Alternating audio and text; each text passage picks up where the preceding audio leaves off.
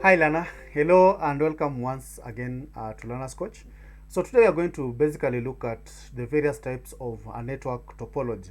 We are going to understand what a topology is and maybe see how the various topologies are implemented in a particular network. So as always, we talk matters technology in this particular channel, and if you are impressed with the kind of information that you get from this particular channel, always feel free to subscribe.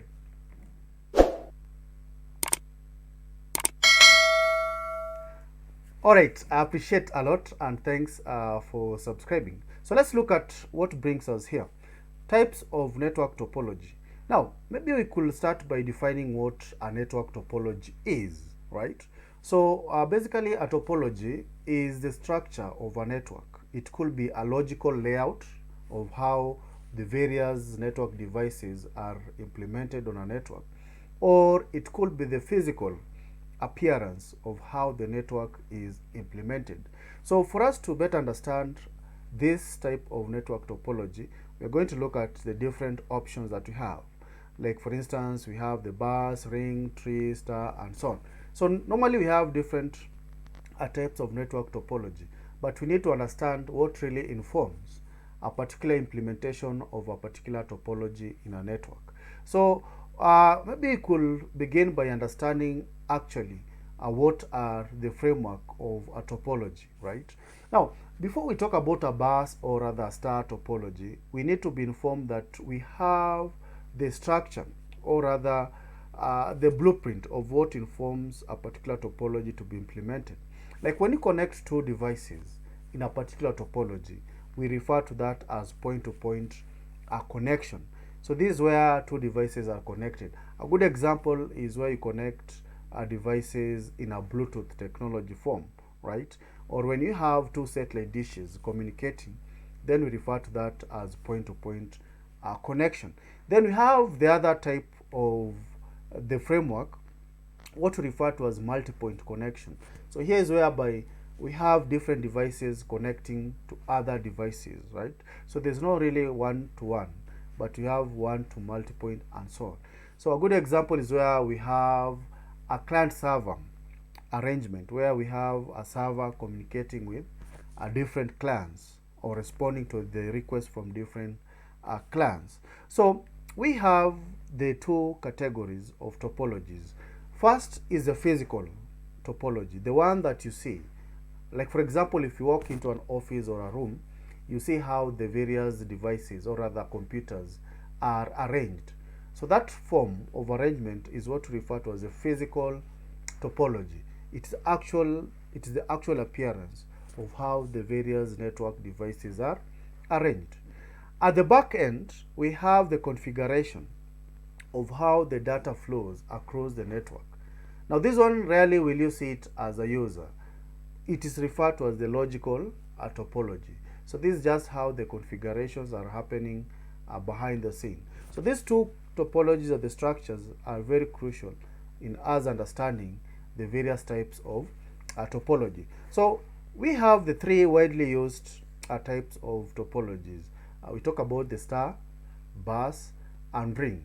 So we're going to look at maybe what are the differences between these topologies, what are the similarities between these topologies, maybe the bottlenecks, and so on and so forth. So let's look at the star. Now this particular diagram indicates how a star topology is implemented. Now one crucial thing that you need to understand on a star topology is the center device. So a star topology has a centralized device that connects to other multiple devices in a network. Now this issue of having a centralized device could be an advantage or could also cause some kind of a disadvantage. Now one of the advantages, as you can see, we can have central monitoring of these particular devices. We can have some kind of a good security management, right? Anything that we need or this any communication that need to happen has to go via this particular central device, which is very good. But we need to ask ourselves, suppose the central device fails. This central device could be a router, it could be a hub, it could be even switch, for instance. So if it fails, then communication is halted across the entire network. So these are some of the advantage and disadvantage of this stuff. So as rightly placed here, uh, features of a star topology is that all devices are connected to a central device. It could be a hub, as I had mentioned, right? But we have seen that the major failure, or if there's a major failure of the central device, then of course the communication is halted, right? The communication that happens within this particular form of topology happens through the Ethernet method of communication.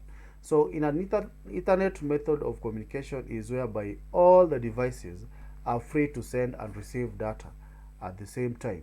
So this causes a lot of collision, right? So the star topology has its own pros and cons, which can always be better managed by looking at other topologies.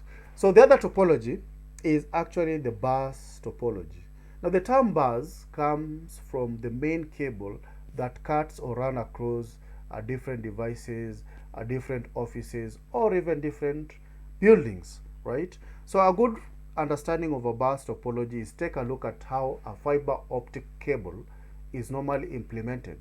So fiber optic normally runs across a given trunk within a building and so on. Now, so this particular bus also has its pros and cons, in that if maybe the two terminals or the two end of the cables are not terminated, then there will be a ringing back of the what? Of the signal, and this will create some kind of noise. Now if we have some ringing back of signals within this improperly terminated bus cable, then chances are other devices are going to stop communicating, thinking that the line is actually busy. And of course, it's very hard to detect a failure within a bus arrangement, right?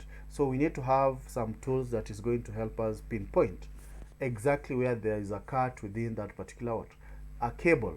So ultimately, we can connect multiple devices within this particular cable, and of course, the end result is that they are going to congest the cable, and maybe sending or transmission of data is not going to be very good. So that's a bus topology for you, and as rightly placed, we can't really troubleshoot a failure very easily. Terminator has to be fitted at the end of the cable, as you can see, right? And it needs to have some kind of uh, a bus layout, right? Or rather a single cable layout, as I'd already mentioned. So if the connection to one station becomes loose or breaks, the entire cable segment might lose its connectivity. So those are just some pros and cons of a bus topology. So as I'd mentioned, the one way to understand a bus topology is by looking at how a fiber optic cable is normally implemented in a network. So this diagram simply shows us how we can have two hubs being connected via a fiber optic, and that fiber optic provides a backbone cable which actually sends or transmits data at a very high speed, right? So ideally, this is a typical arrangement of how a bus topology is implemented. Good. Now we have another topology commonly referred to as the ring. So a ring, from our understanding, is some kind of a circular way of connecting things. So as you can see, this particular diagram illustrates how various devices are connected in a ring format. Now, just like the previously mentioned topologies, ring also has its pros and cons.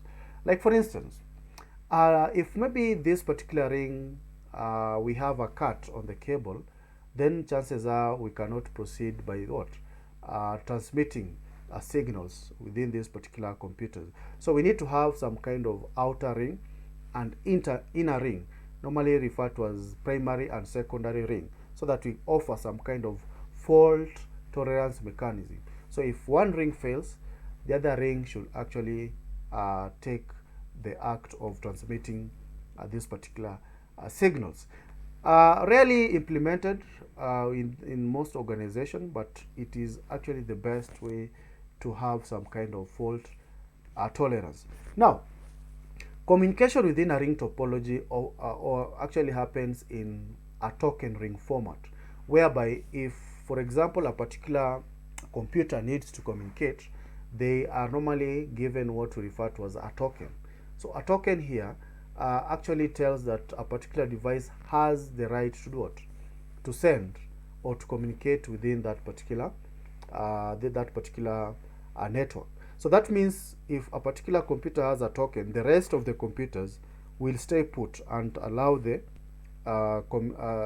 computer with the token to finish sending the data before they actually start sending the data. Now this one actually eradicates or eliminates the problem that we saw within the within the star topology, where we had the collision.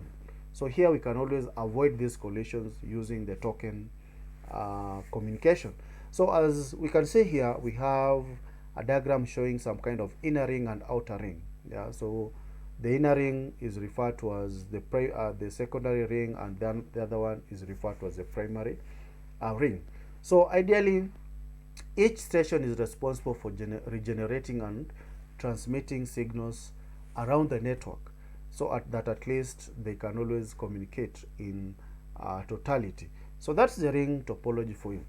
The other topology that we are going to quickly look at, as this diagram suggests, is actually the mesh topology. Now, in a type of a mesh topology, we'll have all devices connecting to each other, right? As you can see, cables are running all over. Maybe the middle cable is missing.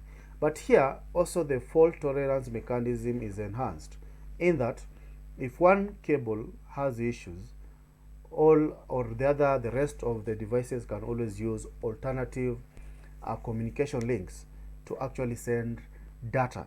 So this is a very expensive kind of topology, in that you'll have to invest in additional communication links, right? So ideally, this is also preferred in most organizations, so that we normally reserve the uptime, yeah, so that if one link fails, the other link can always proceed with or enable other communicating devices to carry on with their communication. So mesh topology is actually shown by this kind of arrangement. Then we have the tree topology. As this particular diagram, from this particular diagram, you can see that we have various devices arranged in a branch-like format. Yeah, so they kind of sprout out like a branch of a tree. I think that's where the term tree topology came from. So at the bottom, we can see there's a bus topology. Then it's linked with two star topologies. Yeah, so that forms a tree topology. Now, borrowing from our earlier discussion on star topology and bus topology, we can get or combine the advantages and disadvantages of these two topologies, which is going to inform the kind of pros and cons of a tree topology. So that is a tree topology. Of course, we also have the hybrid topology. Now, hybrid topology, as the name suggests, is a combination of different topologies brought together. So on the left side, you can see we have the tree topology that we have just mentioned. At the top side, we have the bus topology that we have just mentioned. And of course, on the bottom right, we have the ring topology. So these topologies, when they are combined together, we form what we refer to as the hybrid topology. So a normal organization connects their networks using this kind of hybrid topology. Like for instance, you'll find that maybe within the finance wing, we have the tree topology. Within the purchase and marketing department, we can have ring topology. Within the ICT department, you can establish a star or a bus topology. So all these combination creates what we refer to as a hybrid topology. So ladies and gentlemen, in summary, we can implement the various topologies by looking at this particular diagram. So here is just a representation of a normal network. So you can see the different devices connecting or are connected using different topologies. I can see a star topology. I hope you can see that. We also have a ring topology. I can also say a bus topology connecting two devices, like from the switch to a switch. That is a bus topology. At the bottom left, we can say a ring topology connecting those various devices.